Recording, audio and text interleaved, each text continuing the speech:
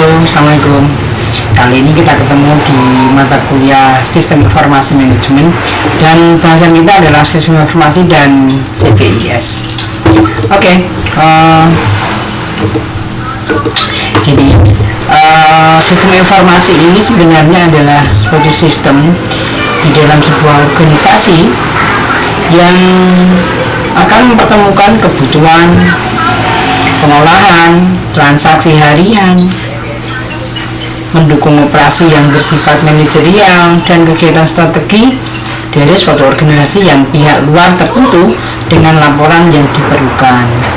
Nah, sistem informasi ini definisinya menurut Joss and Scott adalah kumpulan dari interaksi sistem informasi yang menyediakan informasi baik untuk kebutuhan manajerial maupun kebutuhan operasi. Tentu mungkin akan banyak definisi dan ini yang kita petikkan. Sedangkan SIM sendiri menurut Gordon B. Davis adalah sistem manusia mesin yang menyediakan informasi untuk mendukung operasi manajemen dan fungsi pengambilan keputusan dari suatu organisasi. Ini adalah komponen dalam sebuah sistem informasi. Ada software, ada hardware, jaringan, personel, prosedur, dan database. Masing-masing punya komposisi yang sendiri-sendiri, yang semuanya punya kompetensi masing-masing. Sedangkan toolsnya adalah ada input, output, model, teknologi, database, dan kontrol. Nah, mungkin kita perlu membahas sedikit di mana database ini merupakan sebuah resource yang ada ungkapan begini bahwa jangan menolak sebuah database apapun itu karena itu sangat penting sekali. Kemudian database ini disimpan ke dalam sebuah storage, ya. Kemudian prosedur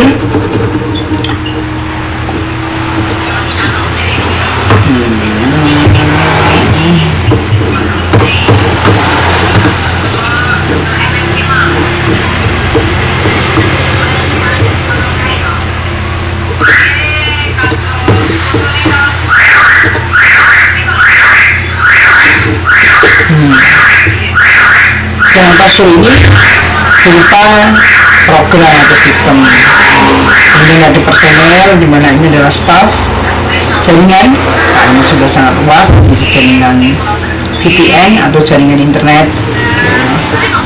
Kemudian toolbox. Nah, di sini adalah input akan berlaku repeat escape out.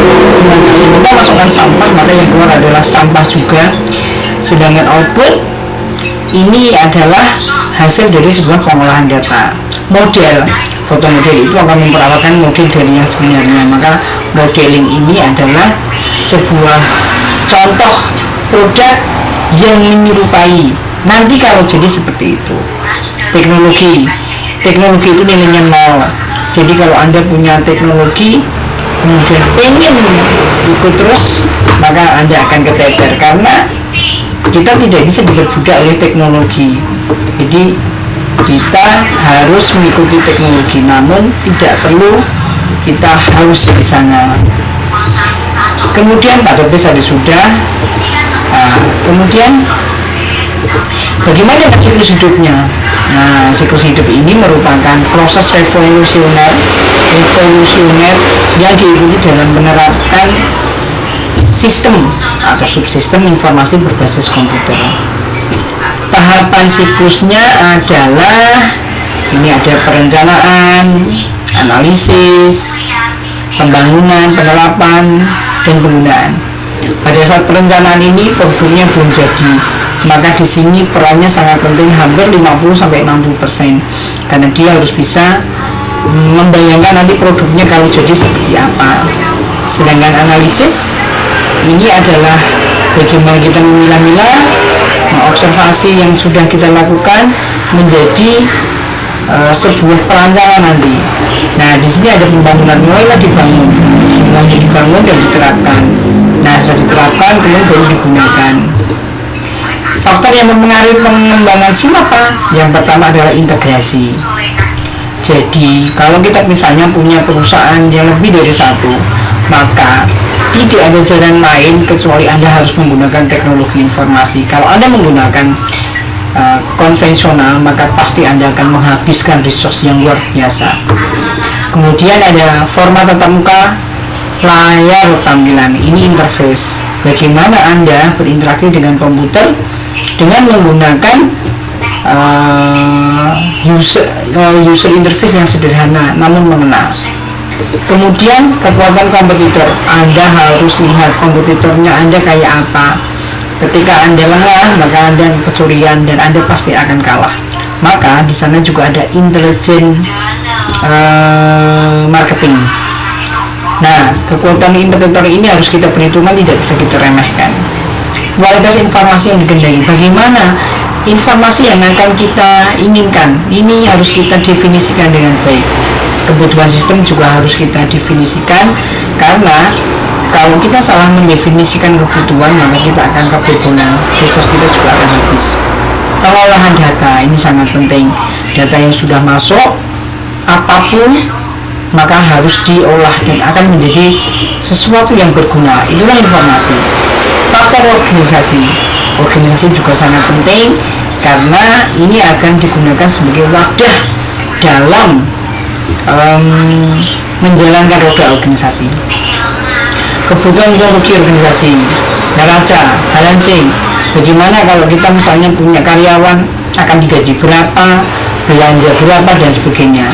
Faktor manusia, mesin yang secanggih apapun tanpa manusia dia seorang mesin rongsokan yang tidak berguna.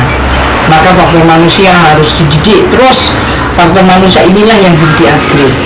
Masalah hukum, kadang-kadang kita sering kalah karena sesuatu yang sangat sepele, karena ketidaktahuan kita terhadap hukum.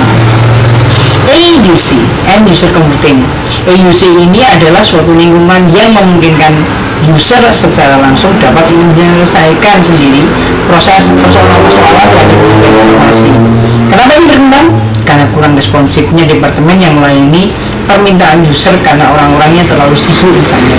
Begitu orang mulai sibuk, maka dia memerlukan bantuan teknologi informasi yang akan digunakan untuk menjawab segala sesuatunya. Komputer yang selalu makin hari makin canggih, maka ini harus di-maintain dengan baik. Spesialisasi informasi, ini pegawai perusahaan yang sepenuh waktu bertanggung jawab mengembangkan dan memelihara sistem berbasis komputer. Ini adalah bagiannya, ada analisis sistem, ada pengelola database, ada spesialis jaringan, ada programmer, ada operator. Semuanya harus bekerjasama dengan baik, karena kalau tidak, maka akan habis semuanya. Jadi dalam sebuah tim diperlukan kerjasama yang sangat solid. CBES ini atau Computer Based Information System, bahwa seluruh aplikasi program komputer atau lebih dikenal dengan software di bagian bisnis tersebut lebih dikenal dengan istilah sistem informasi berbasis komputer, atau inilah yang disebut dengan CBES. Justifikasinya bagaimana? Di sini ada pemakai, ada pengelola, di sini ada analisis sistem, ada spesialis jaringan. Nah, di belakangnya ada programmer, operator, dan komputer. Semuanya benar-benar harus bekerja sama dengan baik. Konsep dasarnya bahwa kita menggunakan istilah sistem informasi berbasis komputer atau CBES untuk menggambarkan subsistem yang menggunakan komputer yang menyediakan informasi untuk memecahkan sebuah problematika. Nah, dalam sistemnya ada sistem informasi akademik, misalnya sistem informasi ini akuntansi, maaf, ada sistem informasi manajemen, decision support system, otomasi kantor, sistem pakar, dan mungkin masih banyak lagi. Model CBS, nah di sini ada masalah, ada keputusan, ada pemecahan masalah. Di sini ada informasi mengenai CBS tadi, SIA, MIS, DSS, OA, dan ES ini akan digunakan sebagai informasi untuk mendukung semuanya. Macam-macamnya apa? Banyak, ada sistem informasi akademik, sistem penjualan, stok barang, e-government, hospital, sistem informasi rumah sakit, dan sebagainya. Nah, ini contohnya adalah sistem informasi keuangan berbasis web. Nah, kenapa? Karena menggunakan buku besar sudah mulai keteter atau tidak efektif lagi. Pada saat pendataan pembayaran, ini data dicari sangat sulit, maka dibutuhkanlah sebuah sistem informasi keuangan yang baik agar semuanya bisa berjalan lebih baik lagi. Contoh informasi administrasi keuangan misalnya juga tadi ini lanjutannya, misalnya keuangan staf TU, siapa yang sudah membayar?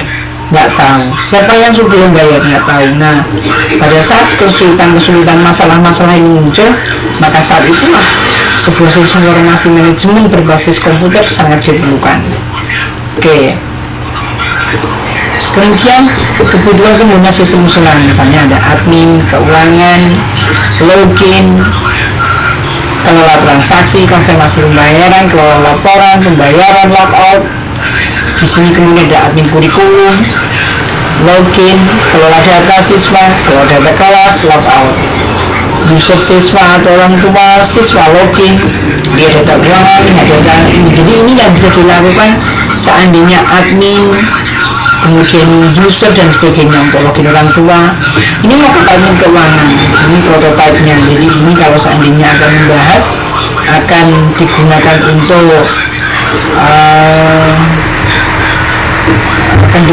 untuk membangun, kemungkinan inilah yang akan digunakan.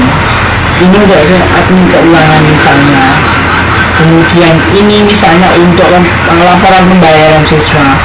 Nah, kemudian untuk admin kurikulum, ini juga admin kurikulum, ini admin kurikulum lagi, ini untuk orang tua, ini untuk orang tua juga, ini untuk orang tua atau siswa, ini profil.